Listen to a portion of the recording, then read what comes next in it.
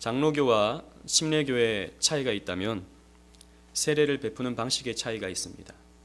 장로교는 물을 머리에 바르는 관수법 혹은 살수법이라고 하는 방식을 통해서 세례를 베풀지만 침례교는 온몸을 물에 잠그게 하는, 그래서 세례조가 있죠. 그 세례조에 온몸을 담궈서 이 사실 세례라고 하는 말의 헬라어인 밥티조라는 말에 가장 적절하게 또는 그 단어 그대로를 표현하는 것이 바로 침례교의 침례, 세례라고 할 수 있습니다. 또 하나의 차이가 있다면 장로교는 유아 세례를 베풉니다. 예수를 믿는 부모의 자녀에게, 말도 못하고 신앙 고백도 하지 못하는 그런 어린 자녀에게 세례를 베풀죠. 그러나 침례교 같은 경우에는 유아 세례를 인정하지 않습니다. 왜냐하면 침례교는 이렇게 비판하는 것이죠. 세례는 예수를 진실하게 믿는 사람이 받는 것이다 하는 것입니다. 예수를 진실하게 믿어서 그 죄 씻음이 가능한 자에게 베풀어지는 것이 세례인데, 어찌 신앙 고백을 할 수도 없고 또 이 어린 아이가 예수를 믿는지 안 믿는지 확인하지도 못하는데 어떻게 세례를 베풀 수 있느냐 라고 비판하면서 유아 세례를 베풀지 않는 것이죠. 사실 유아 세례는 로마 카톨릭 즉 중세 시대 때부터 이루어지던, 시작은 사실 초대교회 때부터 있었죠. 그러나 로마 카톨릭도 유지해 오던 세례 방식이었습니다. 로마 카톨릭 같은 경우에는 세례를 구원의 아주 중요한 성례로 여겼죠. 그래서 세례를 받지 않으면 구원받지 못하는 것으로 여겼습니다. 그래서 지금도 마찬가지인데요. 사람이 갑작스럽게 사고를 당하여 죽음의 위협 앞에 놓이게 되었을 때 가톨릭 같은 경우에는 그 부모나 주변의 사람도 세례를 베풀 수 있게 했습니다. 왜냐하면 세례받지 못하면 구원받지 못한다고 여겼기 때문입니다. 그래서 이 세례를 굉장히 로마 가톨릭은 의식적으로 또 의무적으로 세례는 곧 구원이라고 하는 등식으로 이해하고 그 세례의 중요성을 여겼기 때문에 어린 아이가 태어나면 바로 세례를 베풀었던 것이죠. 왜? 이 아이는 구원받아야 된다라고 하는 그런 마음들이 있었기 때문입니다.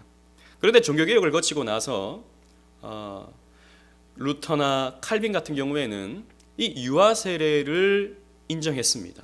그러나 조금 더 극단적으로 종교개혁을 이루어 가려고 했던 제세례파들, 제세례파는 로마 카톨릭 때 받았던, 그러니까 카톨릭 신앙을 가지고 있던 사람들이 개혁교회로 옮겨져 왔을 때 이 사람들은 로마 카톨릭은 가짜 교회이기 때문에 다시 세례를 받아야 된다. 그리고 유아 세례를 받았던 사람도 다시 세례를 받아야 된다라고 주장하면서 재세례를 주장했던 것이죠. 그러나 루터나 칼빈 같은 경우에 이 개혁파 신앙 노선에 있던 사람들은 유아 세례를 인정했습니다. 그러면서 제세례파와 이 개혁파 사이에 많은 논쟁이 있었고 지금까지도 사실 이 부분에 대해서는 계속해서 논쟁이 이어지고 있습니다. 저희 교회는 이 개혁파 신앙을 이어받는 개혁파 장로교회입니다. 그러니 당연히 우리는 유아 세례를 베풀죠. 우리는 왜 유아 세례를 베풉니까? 왜 유아 세례를 베풀어야 합니까? 또 유아 세례는 어떤 의미가 있습니까? 유아 세례를 받는 아이와 그 부모와 우리 교회는 어떤 의무를 가집니까? 우리는 이것을 생각하고 유아 세례를 베풀어야 하는 것이죠. 그러나 안타깝게도 한국 교회의 많은 교회들은 이 유아 세례의 의미조차도 모르고 베푸는 경우가 많고, 이왕 세례를 베푸는 거 어릴 때부터 베푸는 게 좋겠다, 혹은 왠지 세례를 받으면 뭔가 하나님의 그런 축복된 기운이 들어오는 것 같아서 이 아이가 좀 복 받았으면 좋겠다라는 마음으로 유아 세례를 베푸는 경우가 많은데 굉장히 잘못된 그런 모습이죠. 저희 교회는 그렇기 때문에 이 첫 번째 유아 세례를 베푸는 이 축복된 날에 이 유아 세례의 그 의미, 왜 우리 교회는 유아 세례를 베푸는가, 그리고 또 왜 우리는 이 유아 세례를 베풀므로 어떤 의미를 우리의 교회 속에서 가져야 하는가에 대해서 우리가 함께 말씀을 나누고자 합니다. 첫 번째, 유아 세례는 성경이 명령하고 있는 것입니다. 우리 본문 7절 8절 말씀을 주보에 있습니다. 우리 다 같이 읽어보도록 하겠습니다. 7절 8절만 먼저 읽겠습니다. 시작. 없나요? 주보에? 없어요. 성경책에 있죠. 제가 깜빡했습니다. 원래 저희 교회가 이제 같이 읽는 본문의 성경은 여기 넣진 않죠. 성경책을 펴서 우리 창세기 17장 펴서 7절 8절 말씀을 다 같이 읽겠습니다. 시작. 내가 내 언약을 나와 너 및 내 대대 후손 사이에 세워서 영원한 언약을 삼고 너와 내 후손의 하나님이 되리라. 내가 너와 내 후손에게 내가 거류하는 이 땅 곧 가나안 온 땅을 주어 영원한 기업이 되게 하고 나는 그들의 하나님이 되리라. 아멘. 하나님이 아브라함에게 찾아오셔서 아브라함을 축복하십니다. 나는 너를 통해서 큰 민족을 이루겠다라고 말씀하시죠. 그리고 네가 비록 나이가 많아 늙었지만 너를 통해서 이삭이 태어나게 될 것이다 라고 하는 축복의 언약을 하나님께서 주십니다. 그런데 그때 하나님께서 아브라함과 이 언약을 맺으시는데 단순히 아브라함과만 언약을 맺으시는 것이 아니라 이 아브라함을 대표로 하여 그 모든 후손과 함께 언약을 맺겠다라고 말씀을 하시는 것이죠. 그래서 너의 하나님뿐만 아니라 내 후손의 하나님도 되리라고 말씀해 주셨습니다. 그리고 너희의 자손의 하나님이 되겠다라고 하나님께서 말씀해 주셨습니다. 그리고 하나님께서 이 언약을 맺으시는데 하나님은 항상 언약의 표징을 요구하시죠.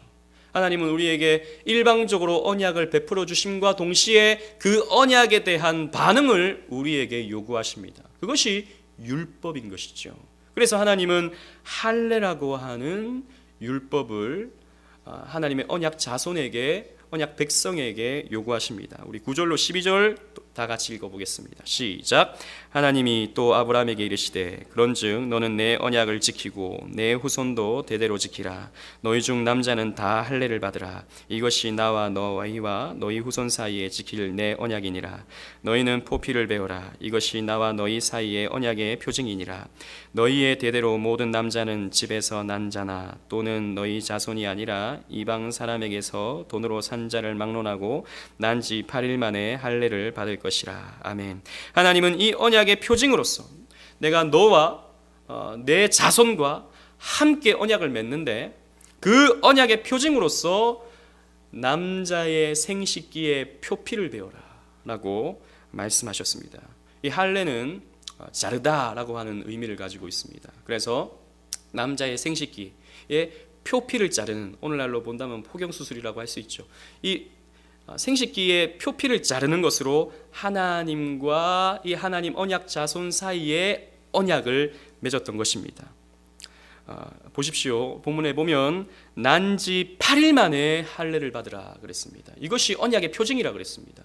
아브라함은 하나님을 믿었기 때문에 창세기 15장에 보면 아브라함이 하나님을 믿으니 저를 의롭게 여긴지라 라고 말씀하셨는데 이때까지만 해도 아브라함에게는 그 어떤 사라 사이에 태어난 자식이 없었죠. 그런데 너는 이제 앞으로 언약을 맺어야 되는데 네가 태어난 너의 그 후손 속에서 태어나는 모든 자손과 함께 언약을 맺는데 너의 표피를 먼저 베어라. 이럴 때에 너의 자손과 함께 내가 언약을 맺겠다라고 약속한 것이죠. 그리고 난지 8일 만에, 앞으로 태어나면 난지 8일 만에 할례를 베풀어라 라고 말씀하셨습니다. 여러분, 난지 8일 만에 태어난 그러니까 8일 정도 된 아기가 무슨 신앙 고백을 할 수 있겠습니까? 무슨 사도신경을 암송할 수 있겠습니까? 없잖아요. 그럼에도 불구하고 하나님은 그 언약의 이 표징 할례를 시행하는 것으로 그 자손과 함께 언약을 맺겠다라고 약속해 주신 것이죠. 그렇다면 우리는 또 이렇게 생각해 볼 수 있습니다. 그러면 오늘날의 시대는 할례를 베풀지 않지 않느냐? 요즘에 누가 할례를 받느냐? 할례는 구약 시대의 율법이지 신약 시대의 어떤 의무가 아니지 않느냐라고 생각할 수 있는 것이죠. 우리는 할례의 그 의미를 생각해 보아야 합니다. 할례는 왜 받아야 하는가? 그 의미가 무엇인가? 할례는요, 생식기의 표피를 뱀으로써 죄 용서의 의미를 갖습니다. 즉 표피를 베면 피가 나죠. 피는 곧 죄 용서를 상징합니다. 왜 그러냐면 하나님은 인간에게 죄 용서를 베푸실 때 죄에 대한 심판을 시행하십니다. 하나님은 결코 죄를 그냥 뛰어넘으실 수 없는 분이시죠. 반드시 무언가의 심판, 무언가의 피 흘림을 요구하십니다. 우리 히브리서 9장 22절 주보에 있습니다. 우리 다 같이 한번 읽어보도록 하겠습니다. 시작. 율법을 따라 거의 모든 물건이 피로써 정결하게 되나니 피 흘림이 없은즉 사함이 없느니라. 그래서 구약 시대에는 죄를 용서받기 위하여 제물의 희생, 피 흘림의 제사가 드려졌던 것입니다. 그래서 우리가 어떤 죄를 지었으면 짐승을 가지고 와서 그 짐승을 죽여 피 흘리게 하여 내 죄가 이 짐승의 대신 희생으로 말미암아서 용서받는다라고 얘기했던 것이죠. 피 흘림이 있어야 된다는 것입니다. 그러니까 언약의 자손은 피를 흘려야 되는 것입니다. 왜? 우리는 태어날 때부터 죄인이기 때문에. 태어날 때부터 죄인인데 피를 흘림으로써 우리는 죄 용서받는다라고 하는 의미를 갖게 한 것이 할례였던 것입니다. 그리고 두 번째로 죽음을 상징합니다. 이 할례는 죽음. 여러분 고대 근동 사회에서 생식기는 모든 생명의 근원으로 여겼습니다. 그렇기 때문에 이 생식기가 잘린다라고 하는 것은 생명의 단절, 생명의 죽음을 상징하는 것이죠. 그런데 생식기를 베는 것은 그 사람은 죽었다라고 하는 의미를 갖는 것입니다. 물론 살았으나 살아서 밥을 먹고 생활하고 사람들을 만나고 모든 생활은 하지만 자기 자신만을 위하여 살지 않는다는 것입니다. 자신의 욕심에 따라서 살지 않는다는 것입니다. 죄를 지향하며 사는 옛자는 죽어버렸다는 것입니다. 그래서 새로운 피조물로서 하나님의 언약 안에서 살아간다라고 하는 의미로서 생명의 뿌리, 생명의 근원인 생식기를 잘라버리는 것입니다. 그 표피를. 그것이 바로 할례의 의미였습니다. 이것이 신약에서도 고스란히 그 의미가 옮겨진 것이 바로 세례이죠. 세례는 용서를 의미합니다. 죄 용서를 의미합니다. 어떻게 해요? 물로 그 죄를 씻는다는 것입니다. 더 이상 피 흘림은 필요가 없습니다. 왜 피 흘림은 필요가 없습니까?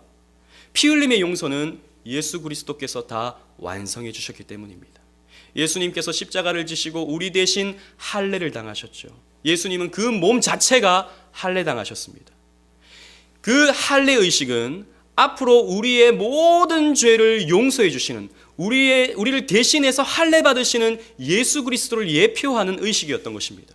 그렇기 때문에 예수 그리스도의 십자가로 그 할례의 의미는 다 완성되었기 때문에 우리는 더 이상 할례를 받을 필요가 없고 물로 죄를 씻기만 하면 되는 것입니다. 그리고 우리는 세례를 받을 때 원래 침례라 그랬죠. 밥티지오라는 말은 물속에 들어갔다 나옴을 통해서 우리의 옛자는 죽고 새로운 피조물로서, 그래서 나 자신만을 위해서 살아가고 내 욕심 따라가던 우리가 이제는 하나님의 영광을 위하여 하나님의 뜻을 쫓아서 살아가는 새로운 피조물로서 살게 되는 것이죠. 이것이 세례의 의미인 것입니다.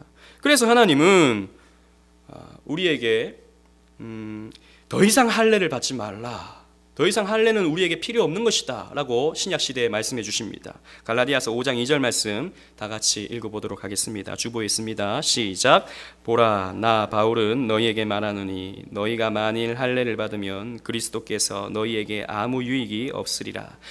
즉 사도 바울이 이 갈라디아 교회를 향하여 편지를 하고 있는데 여전히 갈라디아 교회의 사람들 중에는 할례를 받아야 된다, 우리가 유대인이기 때문에 우리는 유대 전통에 따라서 예수를 믿어도 할례는 받아야 된다라고 주장하는 사람들이 있었던 것이죠. 그때 사도 바울은 편지를 보내면서 만약 너희가 계속 할례를 주장한다면 그리스도께서 너희에게 아무런 유익이 없다. 왜? 할례는 예수 그리스도의 십자가를 예표하는 의식인데 여전히 이 의식이 필요하다 그런다면 예수 그리스도의 십자가는 너희들이 부정하는 것이다 라고 말하는 것입니다. 그렇기 때문에 이제는 더 이상 이 신약 시대에는 할례가 필요 없다라고 사도 바울은 하나님의 영감 가운데서 이 서신을 기록했던 것입니다. 그리고 예수 그리스도께서는 그 모든 사역을 마치시고 승천하실 때에 우리에게 세례를 요구하십니다. 마태복음 28장 19절 말씀을 다 같이 읽어보겠습니다. 시작. 그러므로 너희는 가서 모든 민족을 제자로 삼아 아버지와 아들과 성령의 이름으로 세례를 베풀고. 아멘. 이 죄 씻음과 옛자의 죽음을 상징하는 이 세례를 베풀어라 라고 말씀하시는 것이죠. 구약에는 할례, 신약 시대에는 세례. 보십시오. 구약 시대에도 난지 8일 만에 할례를 받게 했습니다. 그래서 하나님의 언약 속으로 초청했던 것이죠.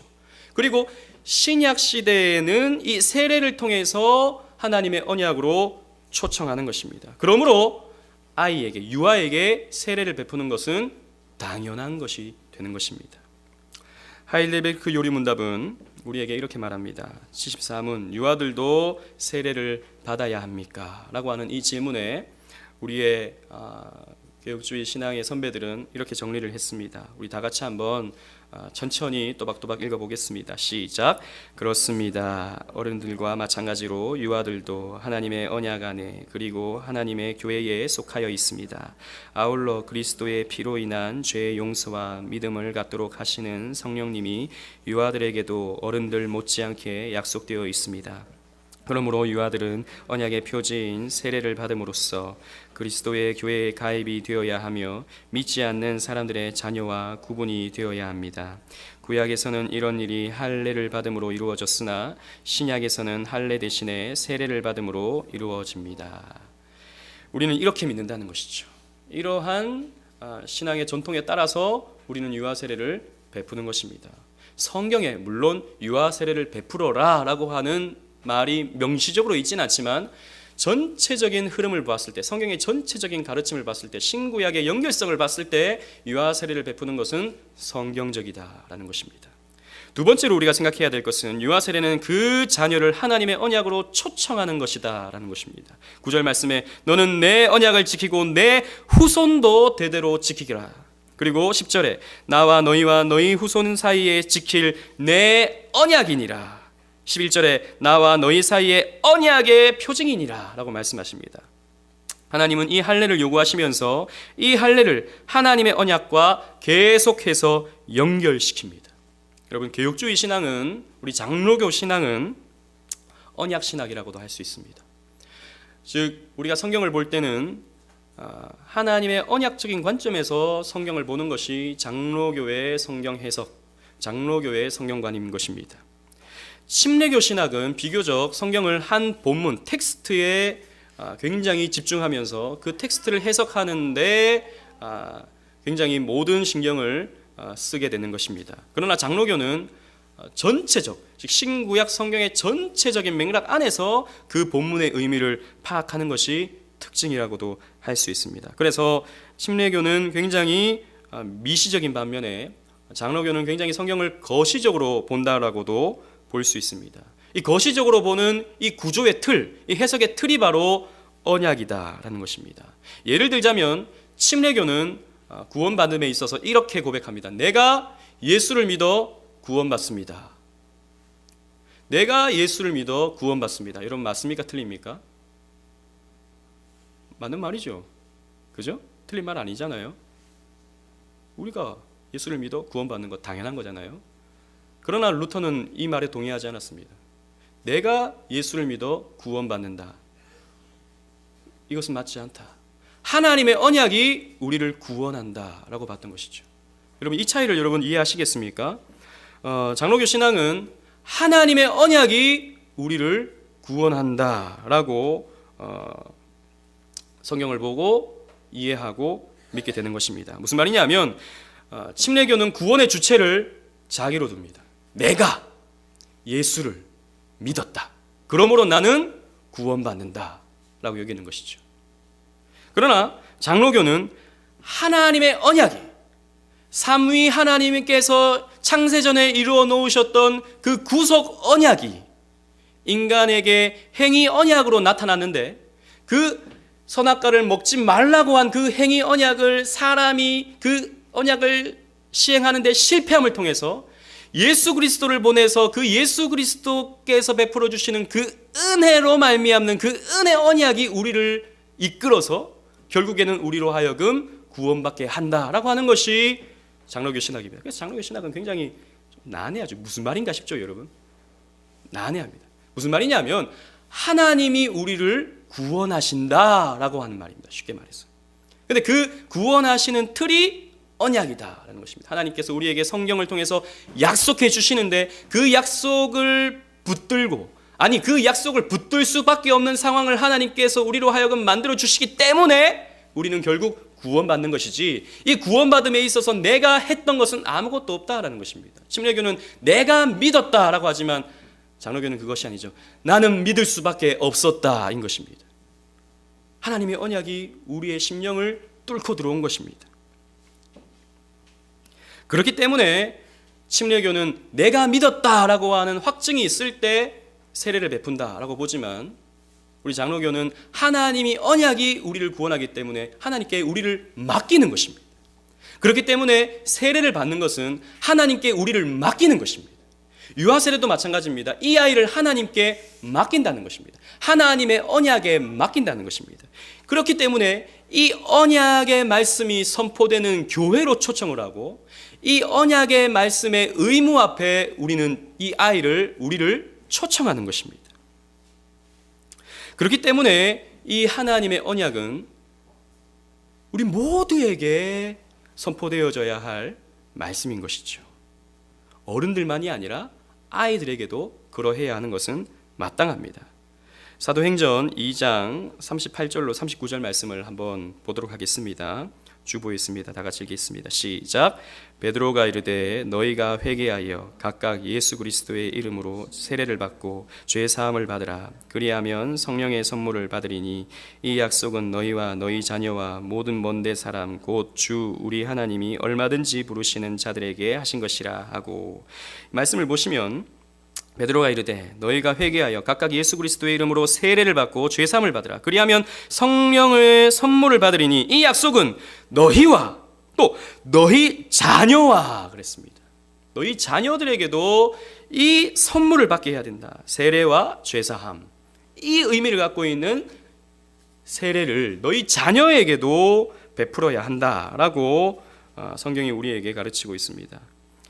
그렇기 때문에 침례교는 구원을 자신의 신앙 고백에 근거를 두기 때문에 개인의 신앙이 뚜렷하지 않으면 세례를 베풀 수 없다는 입장이지만, 장로교는 구원이 자신의 어떠함에 구원의 근거가 있지 아니하고 하나님께 맡기는 것이기 때문에 우리는 세례를 유아에게도 베풀 수 있는 것입니다.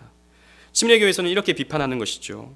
어릴 때 유아 세례 받고, 아무것도 모르는 애가 유아 세례 받고 나중에 커가지고 나 교회 다니기 싫어, 나 하나님 믿기 싫어, 이렇게 세상으로 돌아가는 그런 애들이 참 많은데, 그런 애들에게, 그런 가능성이 높은 애들에게 어떻게 세례를 베풀 수 있느냐라고 이렇게 비판하고 질문합니다.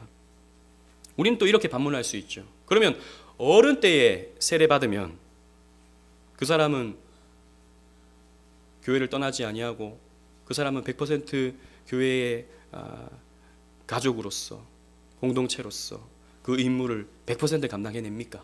라고 질문할 수 있는 것이죠. 세례 받으면 여러분 교회 안 떠납니까? 세례 받으면 그 사람은 100% 천국 갑니까? 그런 게 아니지 않습니까? 어른 때 세례 받아도 얼마든지 교회를 떠날 수 있는 가능성이 있는 것입니다. 침례교 신자의 신앙 고백은 100% 진실합니까? 거기에는 거짓 없는 고백으로서, 이만큼의 오류 없는 고백으로서 세례 받는 것입니까? 그런 게 아니지 않습니까? 완전한 것은 이 땅에 없는 것입니다. 완전한 고백도 없고, 이 땅에서 우리는 여전히 죄를 갖고 있기 때문에 100%의 신앙, 100%의 확신, 이런 것으로 세례 받는 것, 그런 것은 없다라는 것입니다. 모르는 것입니다, 사실. 그리고 세례라고 하는 것이 곧 구원, 이것은 결코 아닙니다. 여러분, 우리가 세례를 베풀지만 세례 받는 것이 마치 로마 가톨릭처럼 세례 받으면 무조건 구원받는다, 그런 것이 아닙니다. 여러분, 세례 받는다고 해서 여러분 구원받는 것 아닙니다. 물론 우리가 구원받기 위해서 그 은혜의 통로로서 세례 받는 것은 당연한 것이지만, 세례 받는 것이 곧 구원은 아닌 것입니다. 얼마든지 여러분 세례 받고 나서도 타락할 수 있어요.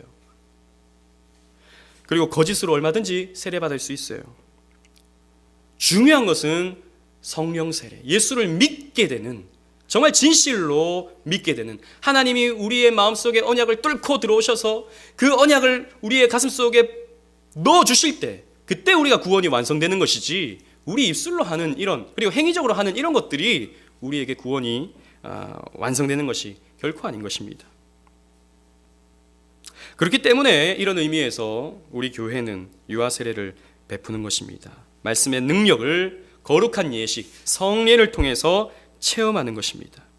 그래서 우리가 구약 시대에 아이에게 할례를 베풀므로 이 아이를 하나님께 맡깁니다 라고 하는 의미를 갖게 하듯이, 오늘날 이 시대에서는 이 아이를 하나님께 맡기고 하나님이 요구하시는 언약의 내용들을 신실히 가르치고 지키게 하겠습니다 라고 하는 그 의미가 유아 세례에 있는 것입니다. 그런 의미로 우린 유아 세례를 베푸는 것입니다. 마지막으로 유아 세례는 우리 모두에게 언약의 가르침의 의무를 갖게 합니다.